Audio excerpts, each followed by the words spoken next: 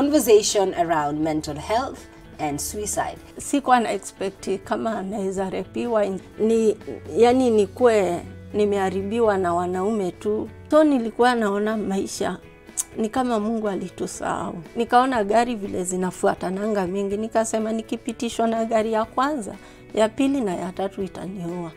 He was abusive. I was very done and I was ready to die because not even the church was understanding me. There are specific warning signs that one can tell a person is on the verge of taking their lives. One of them is talking about suicide, verbalizing the intent.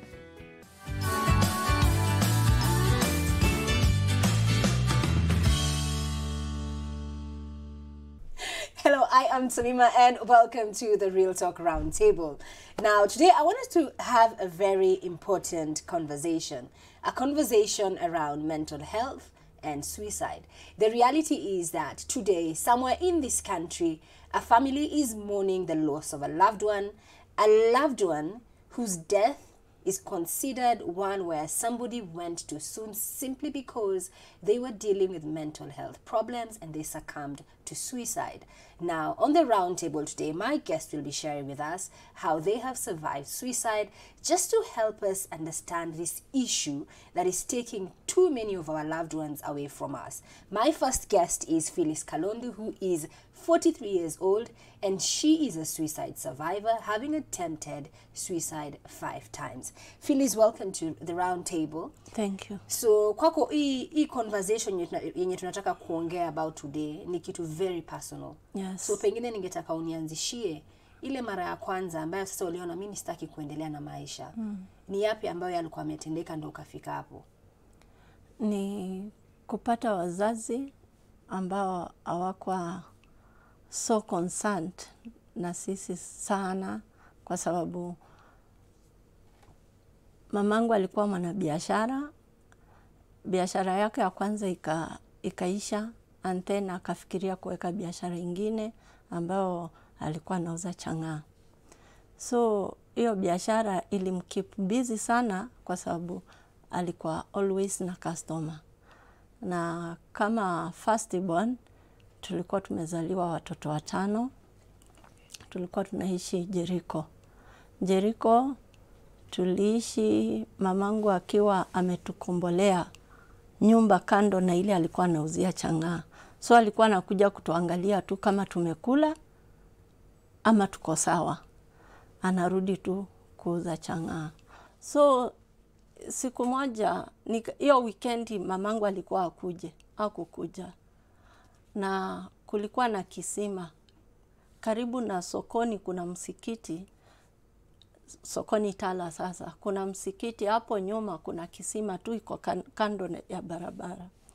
So nikasema kama nitaenda niingie kwa hiyo kisima, juu ilikuwa ni kama borehole, hakuna mtu atawaijua nimeenda wapi.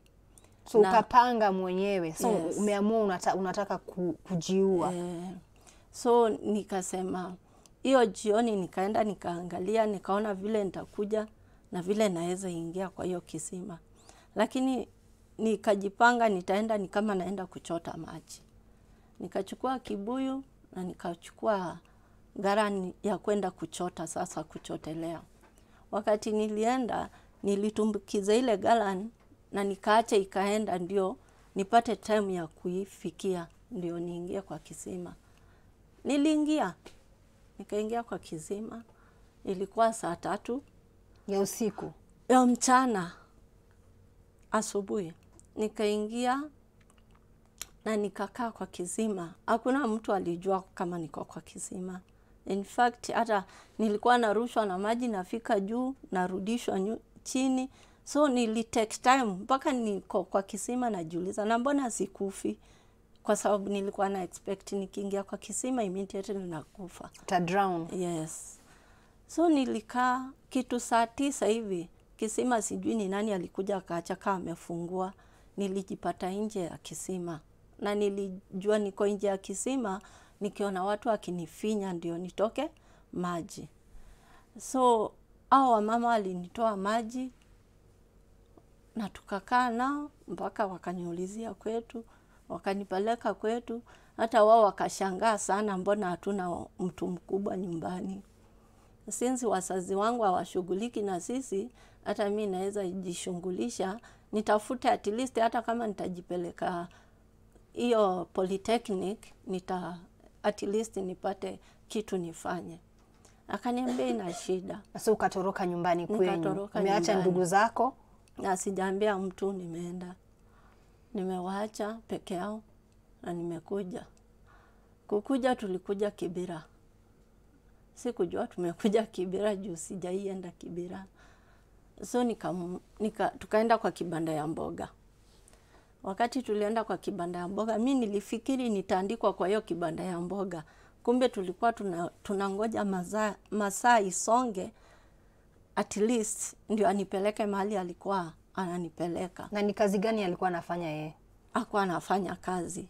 So ni wapi kwa alikuwa anakupeleka? Alikuwa anaenda kunipeleka kwa kijana. Kwa sababu alikuwa huyo kijana alikuwa rafiki wa boyfriend wake. Saa yeye alikuwa amemwambia atamletea msichana. Na yeye hakuwa na girlfriend.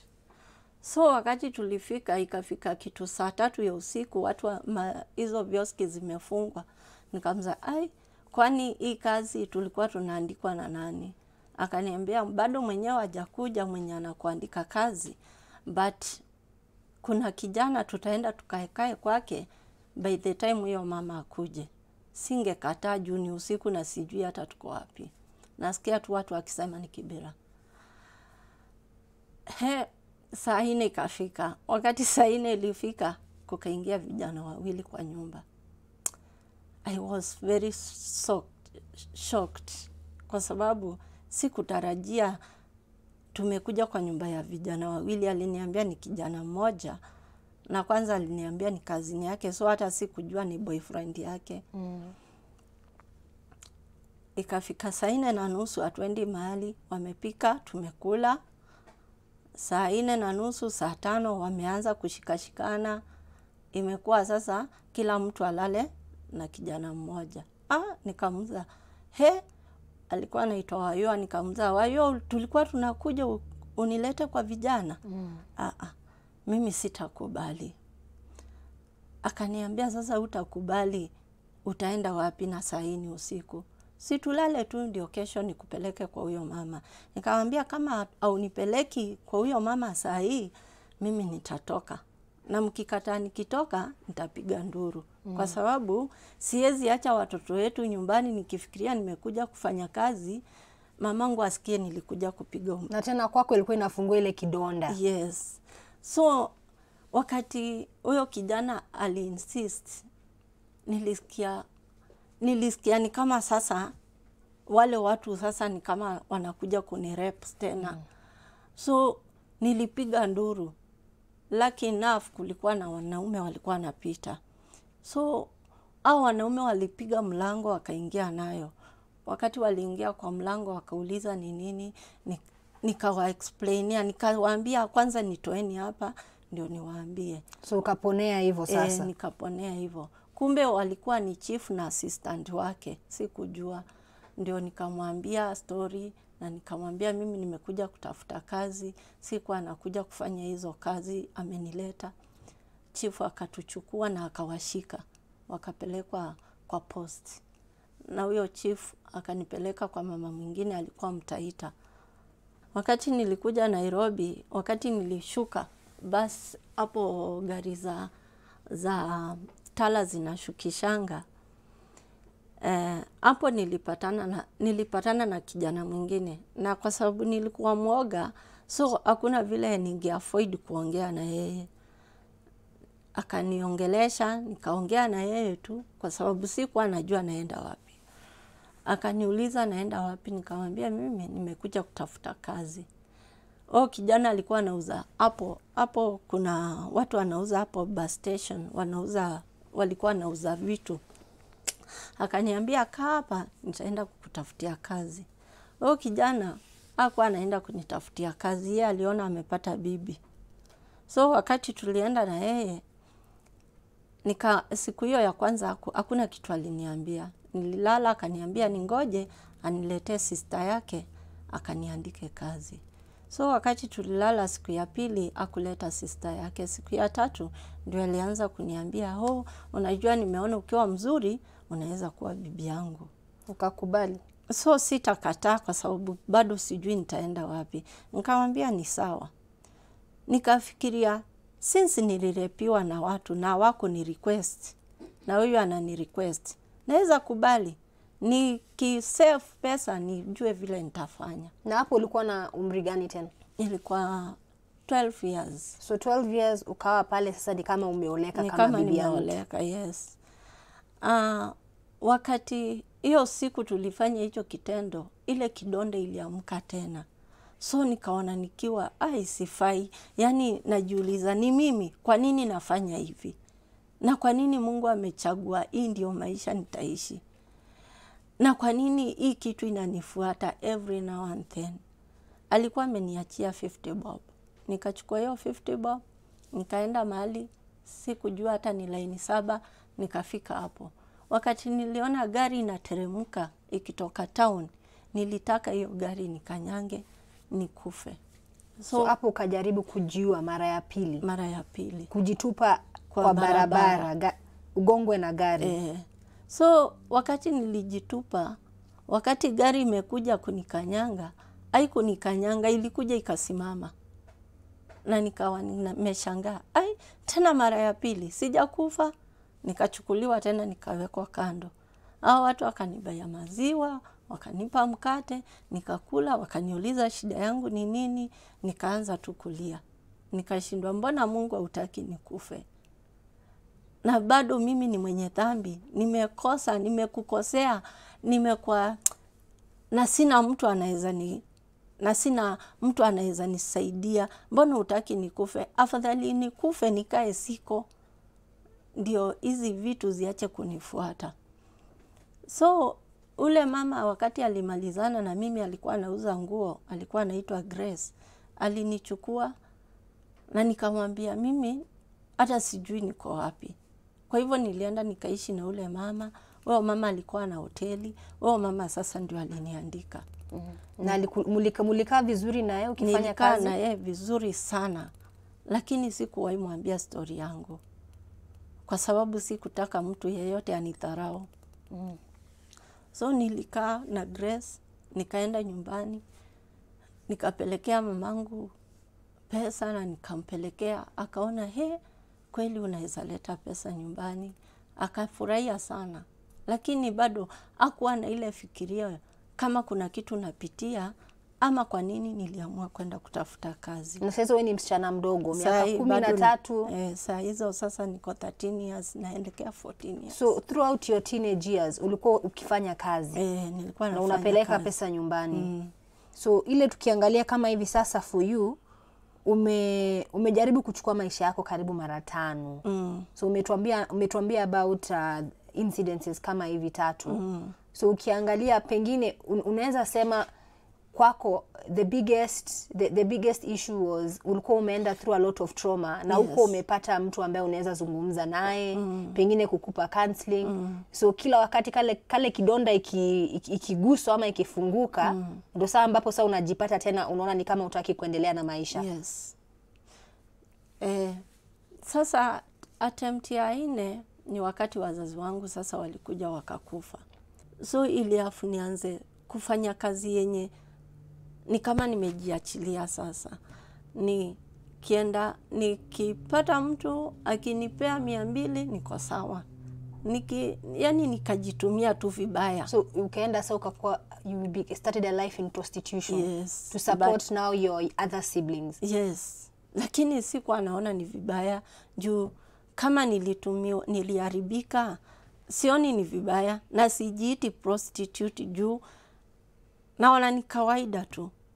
So siku moja nikienda ile Kikomba, nikaona gari vile zinafuatananga mingi, nikasema nikipitishwa na gari ya kwanza, ya pili na ya tatu itaniua. So hapo hivi Muthurwa nikifuka barabara ndio niingie Kikomba. Nikafuka tu. Sikujua vile askari alitoka wapi, sikujua vile niliokolewa.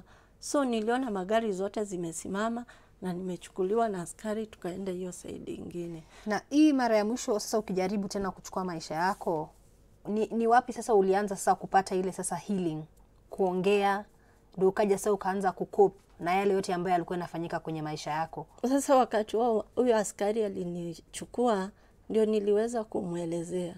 Nikamwambia since wewe ni askari na ninajua uko na familia. Na mimi sina wazazi. Na nimepita mambo mingi sana. Na saa hii niko na watoto ambao wanahitaji kwenda shuleni. Na sina pesa. Saa hii hata ile pesa nitaenda kupata ni ya kukula peke yake. Na sioni vile hao watoto wetu wataenda shuleni. Hivi naomba kama inawezekana, kama kunaweza kuwa na usaidizi mahali unaweza tusaidia, unaweza saidia watoto wetu, lakini mimi naweza survive. Ndio askari alitaka kujua tunaishi wapi, kaenda na yeye akaona, na ndio akatuchukua akanishikanisha na msichana. Msichana alikuwa ni wa Ngutu. Ngutu alikuwa MP wa Tala that time. Msichana akaniambia tutaenda kwa ofisi ya Kalonzo. Tulienda kwa mheshimiwa Kalonzo. Hatukuzuiliwa. Tukaenda tukaingia. Mheshimiwa akatuambia tuende tulete makaratasi ya huyo ndugu yangu kama atataka kusoma. Sasa hapo ndo usaidizi kaanza. Ile usaidizi ulikuwa unasema hii miaka yote hakuna mtu anakuambia mali unaweza saidika ukasaidika. Ule askari alinipatianga 1500. Akaniambia kulingana na vile uko na bidii unaweza badilisha maisha yako, utafute kitu kingine uuze. Na kama utakuwa na shida yoyote, akanionyesha bibi yake, nikawa na interact na wao. So akakuwa ni kama sasa nao hiyo msamaria mwema. Yes. Wakakushikilia. Wakanishikilia. Saa ilifika wakati nikaanza kuuza mashati. Nikienda sokoni nauza shati zinaisha. Nikaona kweli huyu mtu amenishikilia na kazi imebarikiwa. Na maisha ikaanza kubadilika. Maisha ikaanza kubadilika. Ikaanza kubadilika kabisa. So ikafika mahali nikapata boyfriend. Wakati nilipata boyfriend nikapata mtoto wa kwanza akakufa. Ile kidonda ikaamka tena. Nikashindwa hata after hii mambo yote Mungu angekubali tu nione mtoto wangu. Boyfriend na yeye wakati aliona mtoto amekufa akaniachanisha. But sikuchukua serious. Niliona tu ni sawa, juu nilikuwa nimezoea hakuna mtu niko na yeye karibu. Okay. Nikaendelea, nikapata mtoto wa pili akakufa. Mtoto wa tatu akakufa. So hapo ndio niliona hii maisha. So bado unaendelea kudeal now with a different kind of trauma. Yes, hii maisha hainifai kabisa. And I think really, because we have later on in the show, we have counselors in studio with us, and we're just going to be trying to explain to you how, different traumatic events in somebody's life could actually get them to a point where they feel like they don't want to go on with life. And for Phyllis, obviously, she's a survivor because she's survived so many different types of traumatic events in her life.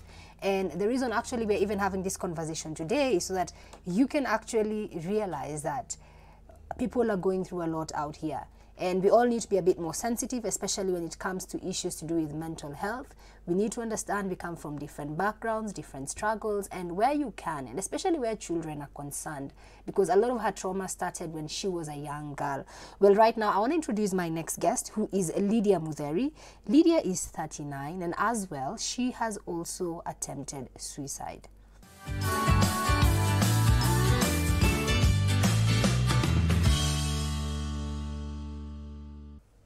So joining me right now is Lydia Mutheri. Lydia, karibu kwenye round table. So obviously the topic that we're talking about today, it's very emotional because life is very precious, and I don't think it's anyone's intention to actually attempt to take their life for attention. usually there's a lot of hurt and pain that's simmering underneath. And I think for Phyllis, for her, Phyllis, you're a strong woman.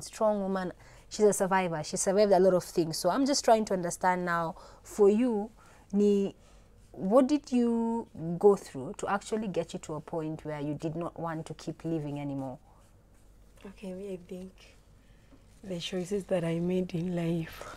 What do you mean when you say the choices that you made in life?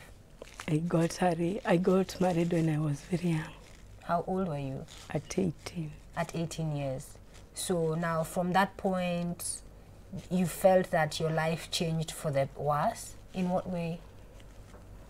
Okay, I was born in a big family. We are 8, 4 boys and 4 girls. I'm the first girl. It's okay, take your time. My mom was a disciplinarian. And she was a strict mother. So unaona pengine sasa mama, because mom was strict, sasa it became a bit difficult. Yeah. And so maybe take me to the first time when you felt that hauko unataka kuendelea na maisha. Ni nini ilikuwa inafanyika? When I got married, and I thought in the marriage I'll be happy. And this man did not make you happy? Initially I was, but later on in life, that was not good. So what changed? What changed that now you started being unhappy? He was abusive. Since I got married when I was young, he used to tell me that I cannot stand on my own at any time. And so as a result now, the husband, this man who's supposed to love you, is abusive and you're unhappy? In the end, I had kids. How many kids did you have? I have 3. And why did you feel that you couldn't talk to somebody about what you were going through? Okay, in the life that I was in, okay, he provided everything. So uliona kama huwezi toka, you're trapped. Everybody, even if I would go and share about that, everybody would not understand. It was like, no, ukae hivo, because they are looking you outside of you. So yani wanaona ni kama unamwekelea. And he was like, he pretends, because even to the children, I could not even say bad things about him. So he was not abusive to the children? No. He was only abusive to you? So ile ikawa ukiambia watu huyu mwanaume ako hivi ni kama unadanganya. Yeah. You are an ungrateful wife. So you are living with that? Yeah, and I lived with it for like 10 years. And then it was so painful for the last 2 years. For the 8th year, I was like, no, I have to take my life, because the time I went home, I talked. Okay, there is a time that I went home to share with my mom, and my mom was against it, because she told me, you went with your legs to that man. So even the mom was not supporting She was you? Not. So ilikuwa hiyo ni shida umejiingiza mwenyewe, uvumilie. Handle it. Which is what a lot of women are told in abusive marriages. Yeah. So I had to handle it alone. So I went back to the marriage, and I decided that I'll kill myself. So I used to prepare my children psychologically. Mama kikufa, what will you do? And they were so young. And how old were the kids? Okay, the time I left them, the older was 9. The other was 7, and the other was like 4 or 5 there. So for you had convinced yourself they were better off without you in their life? Because, okay, the daddy is protecting them. He's saying that they are better even without me. I'm the burden in the family, so it's about my life. I have to do it alone. It was difficult for me. Okay, I attempted suicide. It was one evening, and my last born was in school, and it was time for me to go and collect him from school. And I said I won't go. I want to kill myself before they come. So you were just done. I was very done and I was ready to die because not even the church was understanding me. Because outside they are saying everything is okay. So blaming the victim. Yeah. Maybe you are the one who is like, you are This not man is cooperating. good. Yes, you're the bad wife. Yeah. And that now killed you on the inside. Kabisa. So this day that now you are, for you are done. Yeah. What prompted you now to take that final step and say, I'm done living? We had an argument at night, and he told me, even you are taking long, you could have gone earlier than this. So he was pushing you to kill yourself. Yeah. I'm prepared for everything. I will take care of my children. They won't even miss you at any time. Yeah. And you felt like nobody wanted you. So finally, because I've gone even to my mom and she's like, no, you started it. So you felt rejected. You have to ngangana. Women do ngangana. So if at all you never knew, it happens like that. From your own mother. Yeah. And finally now, the day that you attempted to take your life, who found you afterwards? The boy. The young boy when he came from school. So in which condition did he find you in? I had already put on the rope and I was entering in the louding. And the boy just came in. I don't know how he came in because I had closed the door. Even in my bedroom, I had closed it. And the boy was happy. And, Mom, yani you are doing a swing in the house. And I was like, Kai, how do I explain this to the boy? And you couldn't. I told him, yes, I want us to do the swing now. But we do it outside. And I felt, no, I don't have to do it this time. So I hugged the boy, I welcomed him home. But I felt I have to do this thing. The place that I went to, it was my cousin's place, and she was not living there. She would come and go. And the woman who used to come at her place to do the work, she came and she went back to her place. She was coming daily. Over the weekend, she was not coming. So she came, and we had supper. We had an early supper. And then I slept early.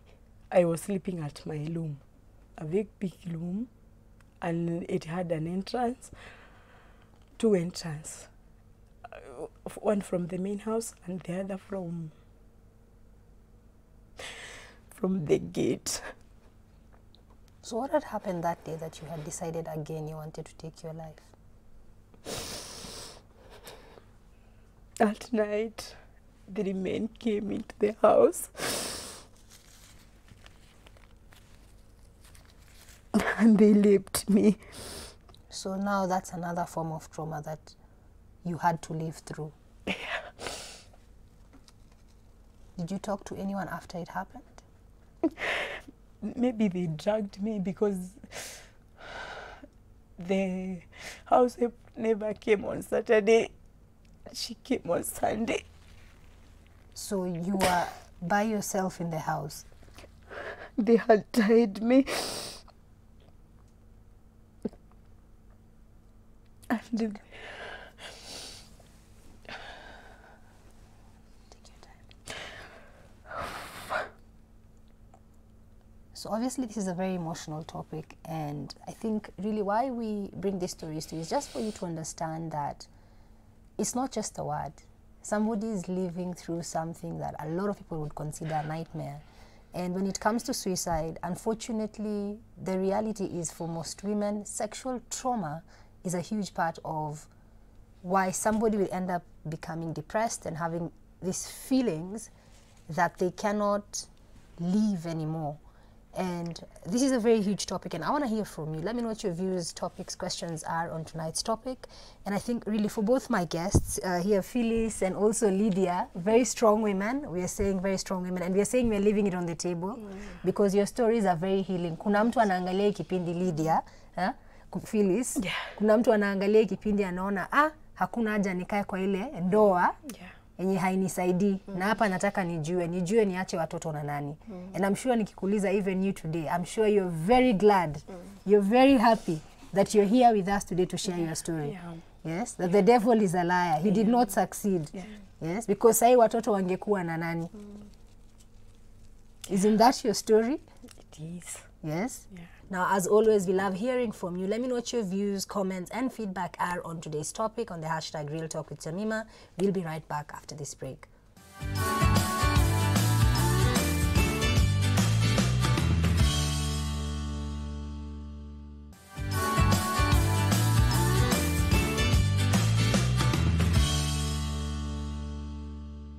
Welcome back to the round table. Now, obviously today's episode is very emotional, but as always, that's the reason why we bring you these topics, so that we don't just bury our heads in the sand or sweep things under the carpet. People are hurting out here. Mental health is a big issue in this country, and by the time you're even getting to suicide, you can just imagine the level of pain that somebody is already in for them to actually take that decision.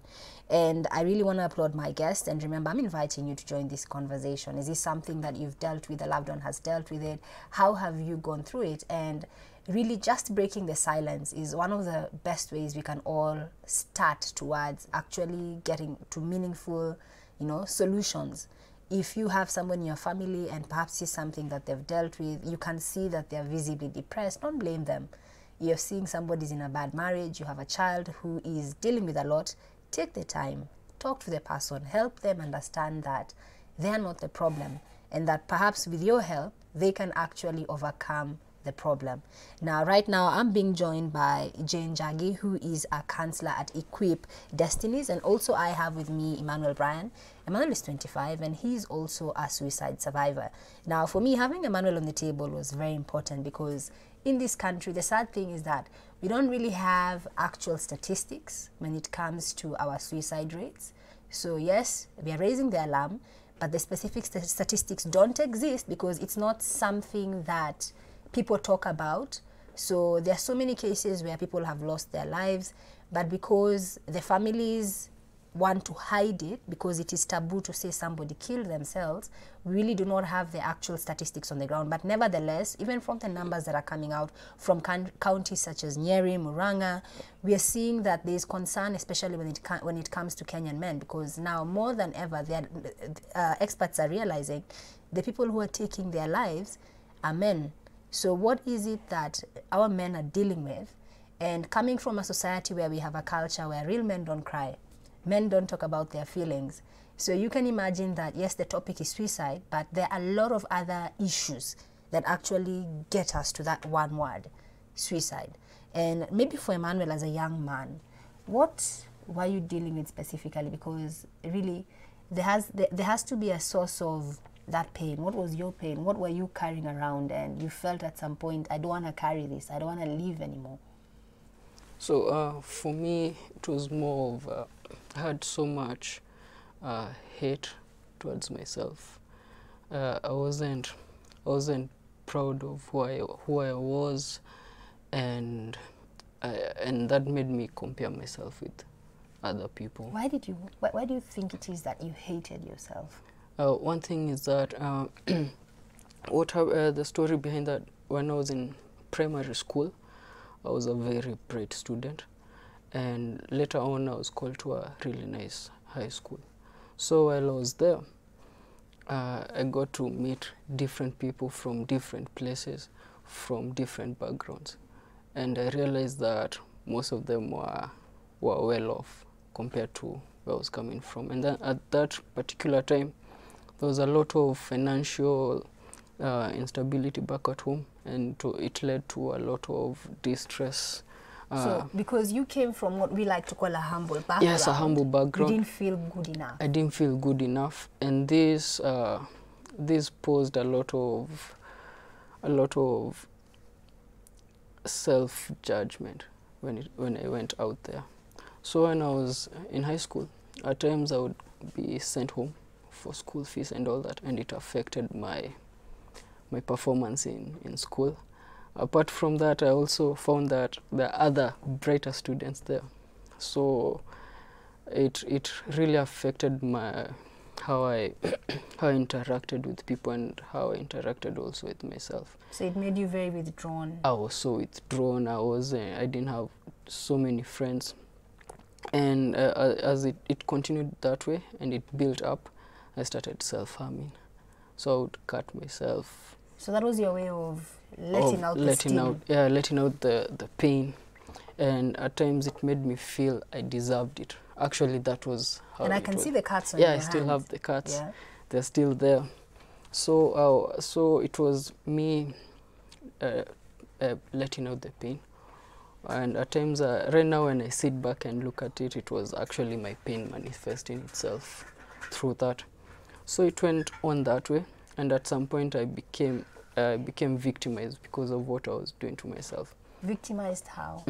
My fellow students and teachers, some of them accused me of being in a cult. So can I see your arm? Yeah. So how?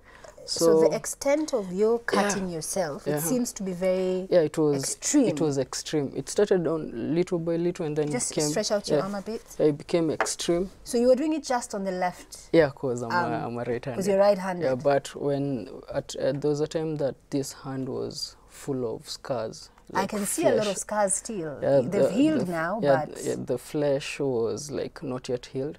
So I went to this other side. Like it was almost like an addiction. Like I couldn't do without it, especially when I'm feeling. So when you say that it was almost like an addiction for you, you loved feeling the pain. Yes, and I love feeling the pain. So when you cut yourself and there's a wound and you go back and you cut, that was what made you feel good. Made me feel good, and because I felt like I deserved it.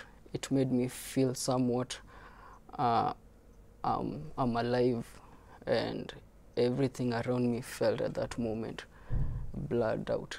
And that moment was the only real moment. That feeling that pain was the only real thing that I wanted to feel at that moment. So it was, and probably, Daktari, because for a lot of people, they may not understand why would he self-harm. Now, it is very good to acknowledge that when you have psychological pain, it is like that physical pain that you feel. But now this one, it's inner. Nobody can see it. And that's why it becomes so great, because you're feeling it within yourself and no other person can see what you're going through, unless you are able maybe to read it from the face, because what is inside, sometimes it is portrayed from the face. If I would look at you when you're going through that pain, I can see that you're in pain. And then I will be able to probe to see the type of the pain. Now that pain, because nobody understood him in his schools, and it is also good that he's talking of it in school, because this one is also an insight in schools, that we need somebody, we need the psychological counselors in schools, because they'll be able to help the students even to overcome the pain. And I'm curious about this one. Were you ever sent to a therapist in school? Yes, at some point. When I also did a lot of, I draw. Art is one of my ways of just relaxing. So it's a form of release for you. Yeah, it's a form of release. So it came to one of the teachers' attention that I was doing some drawings, which actually depicted a certain character who was always killing himself. At times I would draw the character with a noose around his neck, at times with a knife going through his chest. So your feelings were being manifested through your art. Yes, like I tried to, if I was to do something awesome, it couldn't come out. The only thing I could really depict was death and pain actually Which is a what lot you were of pain. feeling. Yeah, that's so what I was parents, feeling. please take notes. Teachers, counselors, yeah, take note. So at some point, so I was called in and I was referred to a counselor, and he was a very understanding man. He is still a good friend of mine till to date, and I will talk to him, and it will help. But still, I had a lot of things going on. So there was this time that now things got worse. I really felt exhausted because of everything that was I was feeling. I would feel sad throughout. At that time, I didn't know that was depression, so I was always sad. The only thing that I would mask my sadness was humor, art, and those are the things I would, and a lot of lies that I would build up so I can mask the real life that. So I would put up this whole picture of this kind of brand. And I like how you really put that you had to mask it, because that already just cements the culture that we have, whereby we are conditioned to know it is not okay to not be okay. True. So even when you're not okay, you're trying very hard to smile.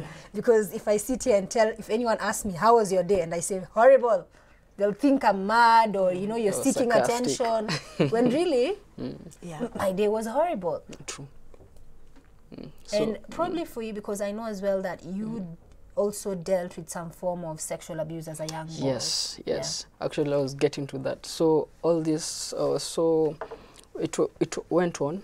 At some point, I was actually beaten up by some students because I was cutting myself, and they were convinced I'm in a cult. So I remember being locked up in a certain room. I won't be specific, because in a certain room, and the lights were switched off, and I was beaten up.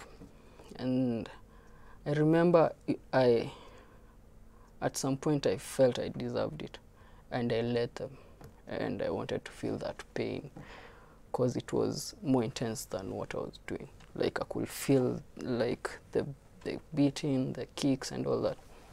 So I let them. And after that, I remember I felt so messed up, and that's when I attempted my first. And I tried hanging myself in one of the storage areas. In school? In school. It didn't work. I didn't consider some factors at that time. You're acting irrationally. So my body weight was too heavy, so the frame just snapped. And I was scared, and at that moment I was like, what was I doing? But it didn't stop there. So I was like, these are my veins. I cut myself. Why should I go through that pain? Well, I can just slash my wrists. And bleed out. So I became obsessed with that. I could even see flashes of myself just bleeding out. And I believe that was the only way I could get away from all this heaviness that I couldn't tell. I could just feel this heaviness. Ilikuwa mbaya, like I'm playing basketball with guys, football, and we're happy, and all of a sudden I feel this sadness just overwhelm me, and I couldn't tell where it's coming from. That's now what they call clinical depression, like classic. And you realize that he's trying to put a mask it. facade. Yeah. And he still wants to play strong with his mates, for no one to be able to judge him. Yet he has not dealt with the inner things, which I also feel it was not coming from there. That is something which came from home. Earlier trauma. Yes.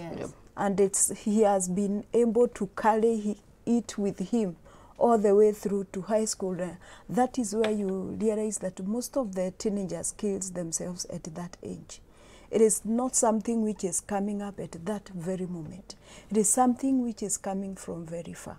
So, and for you, it was the fact that you were sexually abused at home. Yes. I was young. I was very young, and my parents didn't know about it. Actually, I opened up to my mom a few years ago, and she was like, Brian, kwa nini hukuniambia? When you say you opened up to mom a few years ago, that's in your early 20s. Yeah, that I was in college. That's after being diagnosed with bipolar 2. So after long sessions and a lot of talks with my therapist and psychiatrist, we realized that it came from that. Like the symptoms started manifesting from that early age. At which age were you sexually abused at? I was around 10. 10 years. Yes. And who was your abuser? At first it was a random guy in a matatu. We're coming from Nairobi, going back to Nyeri, and he offered to hold me. Nakumbuka at that time matatus would have around 21 people in one matatu. So this guy offered to hold me, and throughout that journey he was inappropriately touching me. Yeah, throughout the journey, and I was scared. I couldn't say anything. I couldn't do anything. And then a few months later, I remember witnessing a sister of my childhood best friend being sexually abused. And when that happened, I was aggressive. That was the first time I actually acted out of aggression. And I attempted to stab the guy with a knitting needle. I was too young to know that a knitting needle didn't do that, but it worked. And then a couple of years later, a house help, there was a certain house help we had at our house, and she would make me do things like inappropriate, sexually inappropriate things. And did you ever tell your parents or anyone yeah, in the house about the house help? I never told them, because she stayed there for a few months, and then she left. She just left. But you never talked about it? I never talked about it for many years. Why do you think that is, that you never told anyone? This person who lives in your house is supposed to be taking care of you, is actually taking advantage of you. Honestly, I really don't know, but I think I was scared of what people would think, what my mom would think, my parents would think. So you felt ashamed? Yeah, it was shame, actually. It was shame. And I kept it under the carpet for years until 2015 when I got diagnosed. And I think really for me, Emmanuel's story, and I applaud you again, literally, and that's why we're on this table, guys. Yeah. We leave it on the table because. Okay, I want to invite Hiram Chomba. So he's going to be joining us on the table. He is a Swissologist. So I learned that word as well when I met Hiram, and probably just to find out from him what he does. And now this is the education bit.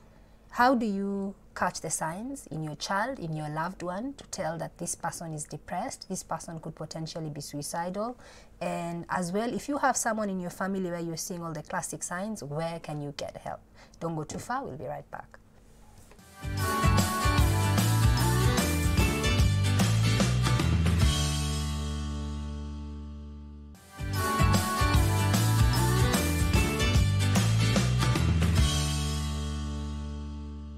Welcome back to the round table. Yes, the round table which we shall wrap, guys. Help me wrap this round table because today's episode is very emotional, guys. I'm not gonna lie to you, it's a very emotional episode, but it's a huge topic because here we are talking about life and death, literally. So Hiram is on the round table, and you're a suicidologist. Suicidologist. I didn't even know that was a word. Someone who studies behavioral, suicidal behavior, issues to do with preventing suicide. Just the whole scope of suicide. Okay, yes. So in the context of that, I think we've had all the stories, very heavy, very emotional stories from our guests on the table today, and even having Emmanuel on the table. And earlier on, you're saying you've tried to kill yourself about 12 times. Yeah. That's a lot of pain, because you do it the first time, you're not successful, and to keep at it. So in the context of suicide, what are the warning signs? First is to say that first attempters, previous attempts are very predictive of future attempts. So if one person attempts suicide for the first time, they are very likely in the future to do it again. And I was listening to, you know, what Phyllis, Lydia. Yes, and it's so predictive because trauma at the very early stages of development, stages we call trust versus mistrust, when abuse occurs at that stage, it's very predictive, almost certainly, that when they get to adolescence, the stage we call identity versus role confusion, it is almost predictive and certain that they will, you know, develop impulse control disorders, bipolar, they'll struggle with suicidal ideation, and, you know, Because puberty is already had. Absolutely. Yeah, and then put that a child who is going through puberty and they're dealing with all these childhood traumas, and the kicker, child sexual abuse, that's a kicker. That's the one that it's not talked about, but a lot of people are dealing with it, and not just young girls, even young boys as well. Absolutely. I think the assumption is that only, you know, women go through abuse, but even men really. The pervasiveness of that abuse to the self-worth of a person really comes out clearly as they form an identity, because an identity is formed throughout the life stages. You know, so when you are born, your interaction with your parents, and even in our own practice where I work at Befrienders Kenya, we have observed a particular trend that among the teenagers who report at our center, a good number of them who are suicidal have a history of parental neglect, abuse. You know, those two factors really come out clearly when they come for therapy. So yes, indeed, you know, sexual abuse at that very young age, trauma really is highly predictive of suicidal ideation and consequently suicidal attempts. Okay, so let's empower our viewers here. Let's talk. Let's talk to the parents, brothers, sisters, uncle. Basically, if you have a loved one, so what are the signs? How can I tell that? Okay, huyu mtu wangu lazima saa nianze kumwangalia, and especially let's start with children. How do you tell that now a child is dealing with something? Well, I think I would first go to the definition of a child. A lot of suicidal ideation, the earliest would have is at 8 years, you know, the earliest. But a lot of suicidal attempts occur much later, you know. So, but we've seen the cases in the news, hearing an 8-year-old, 7-year-old, 9-year-old tried to kill themselves or successfully did it. The first thing is isolation, because that loneliness, that despair presents itself in isolation. So you find a child who isolates themselves from their social groups, so they want to be alone. So they shift from being playful, especially, like I mentioned, the different stages, you know, at 6 years, at 8 years, there are different stages where they are more drawn to their peers, their self-worth and esteem comes from their peers. So if you see a child withdrawn at that age, then it could be a warning sign. Again, you have to then consider some certain factors around them, you know, whether they're going through a difficult period in their lives, maybe their parents are divorced, or they're experiencing abuse, verbal or physical, whatever form. And you have to be observant. Absolutely. Maybe to add on that, it is also important to consider, because some of the maybe cycle issues, they can be that is, if a mother is pregnant and maybe she's not well, or through stress, depressions, that child can get it when they are in the womb. So when this child is born, and maybe in such circumstances, you realize that the family in most cases is dysfunctional. And when we have that, you realize that this child may grow with that, but by the time they are getting to become teenagers, then that is the time it will manifest. But this child has grown in it without people getting the awareness. So in simpler terms, I think I also feel I want to call upon men, because it is during this time when this woman is pregnant, has been neglected, that is where the problems are coming. Starts there. It's a chemical, biological issue that now your child, as they are forming in the womb, it is part of their makeup, so to speak. And looking at whatever is happening in life, I would call upon men to take charge. So in the context of now just zoning in on our topic today, suicide prevention, so what are some of the best tips that you could give our viewers who are watching? There are specific warning signs that one can tell a person is on the verge of taking their lives. One of them is talking about suicide, verbalizing the intent. Like Emmanuel, he Yes. said through his art, you know, it was very apparent. He was going through a very dark period in his life. Yes.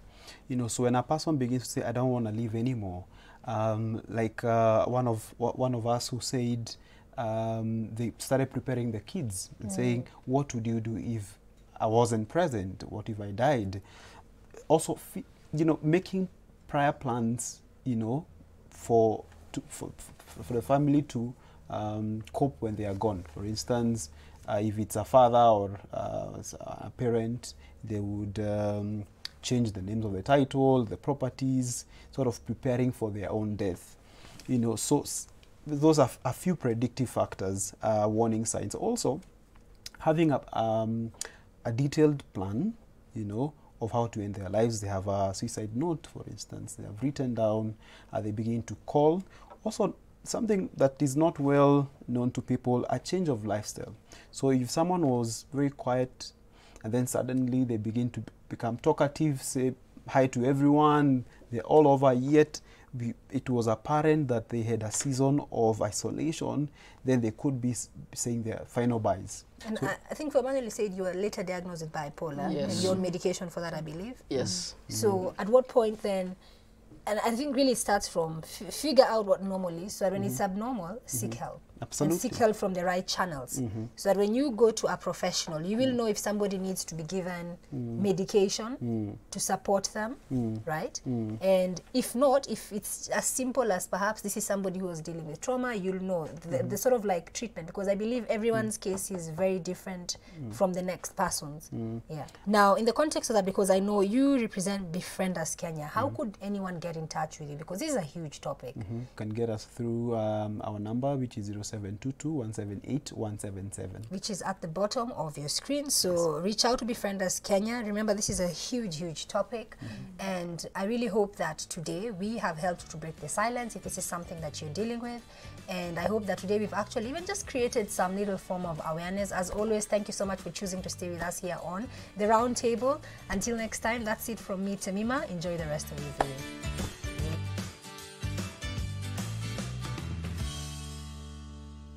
Special thanks to E Plus for medic and ambulance services.